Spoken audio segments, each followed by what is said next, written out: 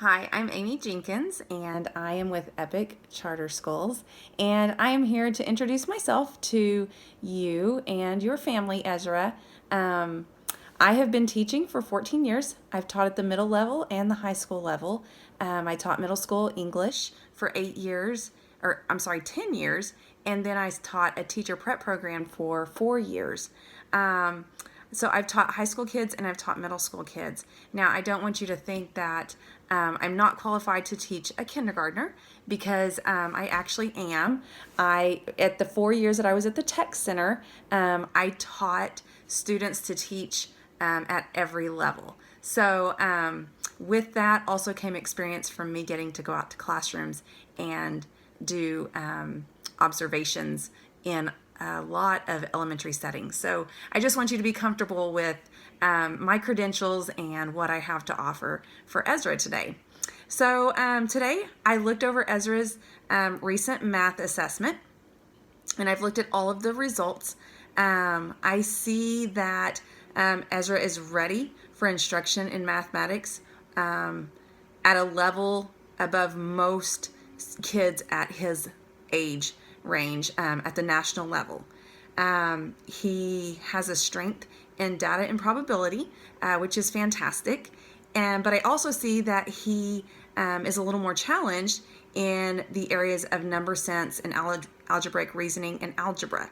Now, I don't want you to think that a kindergartner is expect to know all of the algebra information that we teach in high school. It's just basically terminology. So don't let that scare you in that sense.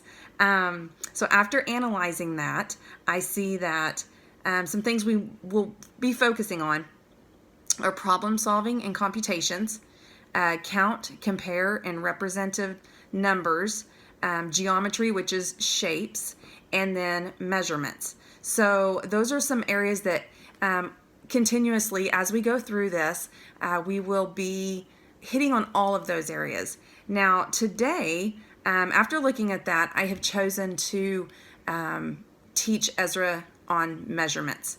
And so just to kind of go through what that looks like today, I've created a lesson plan, and there are two standards under that measurement area that we will focus on. And just to give you a little bit idea about that, the measurements state that we will use non-standard and standard measuring tools to measure the length of objects to reinforce the continuous nature of the linear measurement. And then also explain the relationship between length and numbers on a ruler by using a ruler to measure lengths to the nearest whole number. So that's what we're going to do today. Now, to make that happen, I'm going to use several different methods, which is a differentiated learning technique, just to make sure that Ezra is learning at his ability and the way he learns best. So what I'll be using is a ruler and objects for measurement, such as markers, pencils, glues, and other objects. We will watch a few videos to help him understand better. They're cartoon videos. One is Sesame Street, the other one's from PBS Kids.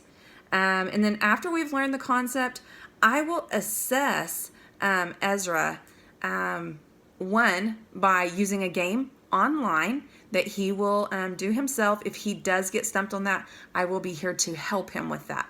Now, the next step will be a complete assessment with marshmallows. So I will have construction paper. He will lay the marshmallows out, so I will tell him or instruct him on how many marshmallows to use. He will measure them. We will write the number for the measurements, and then at the end I will have him arrange those rows from shortest to longest. Now, once that measure or that assessment is complete, I will look over that and see if we need to expand more or if he's ready to move on to new concepts. Do you have any questions for me? I hope this sounds exciting for you and for him. I look forward to working with you, and thank you for your time today.